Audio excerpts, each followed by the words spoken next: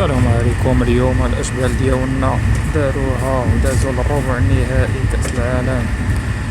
خليكم مع فرحة الجماهير. يا جماعة منتخب المغرب مجانين.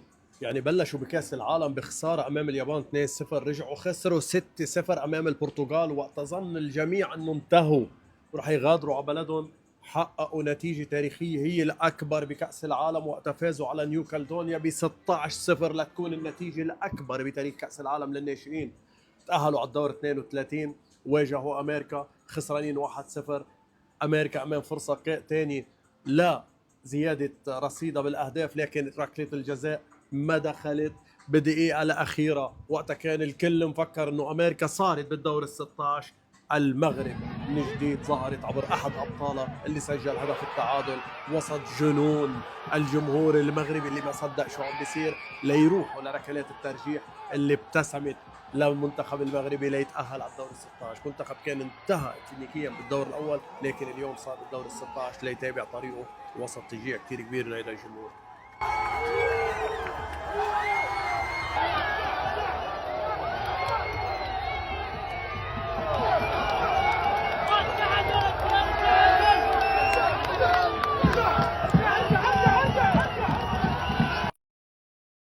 هنيئا لنا بهذا الشباب، مبروك علينا، مبروك علينا. تأهل تاريخي في يوم تاريخي، تأهل ربع نهائي كأس العالم في النهار اللي كيحتفلوا فيه المغاربة بعيد الاستقلال، ذكرى 70 عيد الاستقلال. مبروك علينا، هنيئا لنا بهذا الشباب هادو، هاد الشباب اللي في الاول كنا قلنا راه وقيلا مشاو. لا سيدي، ما يمكنش عندنا منتخب دا كأس العالم الشباب، ومنتخب وصل الدومي فينال كأس العالم الرابع دا كأس العالم الكبار، والفتيان ما يمشيوش بعيد حتى هما ان شاء الله، ولما لا يديو كأس العالم. مبروك علينا، اش غنقولوا، مبروك علينا. تخيل دابا وليتي كتلعب مع من، وليتي كتلعب مع دابا اللي جا بسم الله. احنا غنطيحوا مع البرازيل في الكارت فينال بسم الله بالنا. مالي راه صافي. مالي بالمناسبة كنا ربحناها في الجزائر ملي كان معنا شيبا، وربحناها في كأس افريقيا عاوتاني اللي فاتت، واخا هما اللي قصاونا العام اللي فات، ولكن ماشي مشكل من كأس العالم. ولكن حنا حيت ربي باغينا كنا مقصيين وحنا ولينا في كارت فينال. الخدمة يا خويا، الخدمة والمثابرة، وبطبيعة الحال الكولاسة والجوساسة وداكشي ديالها، القوجعة وداكشي اللي على بالكم. مبروك علينا وهنيئا لنا، وبرافو للوليدات، برافو باها، برافو. خص غير شويه ديال التصريحات توزنهم، ولكن راك غادي ناضي. تبارك الله على الوليدات، برافو عليكم. صلوا على النبي، صلوا على النبي، صلوا على النبي كتير جدا جدا زي ما تعودنا. احنا في نهاية المباراة المنتخب المغربي متفوق على مالي 3-1 حتى الآن. رجالة دول مش أشبال، دول رجال، دول أسود، دول أبطال، يعني لا يعرفون المستحيل بفضل الله سبحانه وتعالى. ألف ألف مبروك، وبعدين هنتكلم في التفاصيل بعدين، ربنا يعديها على خير، دقايق بسيطة جدا ويخلص المباراة. وألف مبروك للكرة المغربية وكل الشعب المغربي وكل الوطن العربي والإسلامي. ألف مبروك، أداء ورجولة، وجئنا من بعيد. السلام عليكم. تبارك الله والصلاة على النبي. وليداتنا يتأهلون لربع النهائي. برافو لي زونفون، برافو، كونتينيوي، سير. وعاش الملك، الله الوطن الملك، وسير انا جاي.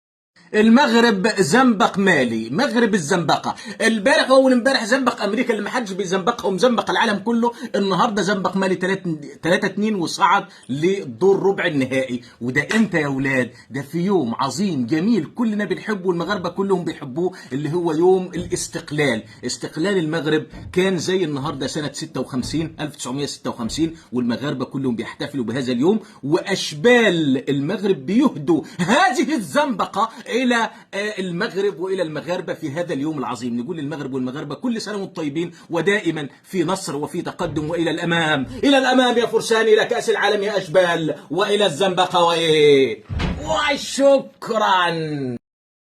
1.5 مليون مبروك. أشبال المغرب بيتأهلوا لدور الثمانية بكأس العالم للناشئين تحت 17 سنة، اللي البداية فيه للمنتخب المغربي ما كانتش اللي هي وما كانتش هي اللي احنا متوقعينها، بنتيجة كانت سلبية أمام المنتخب الياباني ونتيجة سلبية قدام منتخب البرتغال.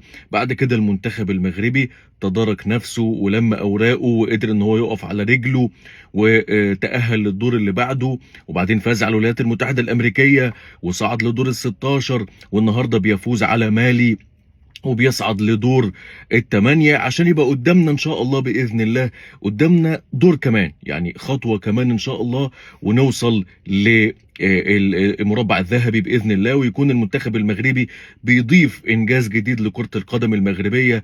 اشبال المغرب اللي يمكن هم حسوا شويه باحباط من النتيجه بتاعت مباراه البرتغال، وبعد كده وقفوا على رجليهم، ودي حاجه تحسب لهم ان هم ما وقعوش، ما الموضوع نفسيا ما اثرش عليهم فخلاهم ما يقدروش ان هم يلعبوا. بالعكس النهارده فاضل لهم، وده اصلا لحد دلوقتي ده انجاز ان هم وصلوا دور الثمانيه في بطولة كبيرة برضو كاس عالم تحت 17 سنة، وان شاء الله يتأهلوا الى السيمي فاينل. وعلاش لا نكمل ونكمل، يقدروا ان شاء الله يكملوا ويحققوا انجاز جديد لكرة القدم المغربية. مبروك، ويا رب دايما الراية مرفوعة، ويا رب دايما نبارك ونفرح وما تنتهيش ابدا مباركتنا للمغاربة وفرحتنا مع بعض بإذن الله. مبروك للمنتخب المغربي. هلا هلا ها ها ها ها ها ها. Oh, it is official. Morocco 3, Mali 2. What an encounter, guys. My men turned up. I'm talking about my men from Mali and men from Morocco. Today's game, Mali had the possession. They had the chances to win this match. But then, the ones that know how to use those empty spaces did the work today. Are you aware that as it stands, Morocco has scored 20 goals in this tournament? And today, it was 3. And my man that had the brace, El Aoud. What a guy, what goals. But then, mind you, Bomba from Mali, has scored 4 goals already. If not that FIFA meshed these two sides together, oh boy, it will be boom. كما شفتوا الفرحة كانت زوينة من جميع الجماهير، سواء المغربية القطرية المصرية.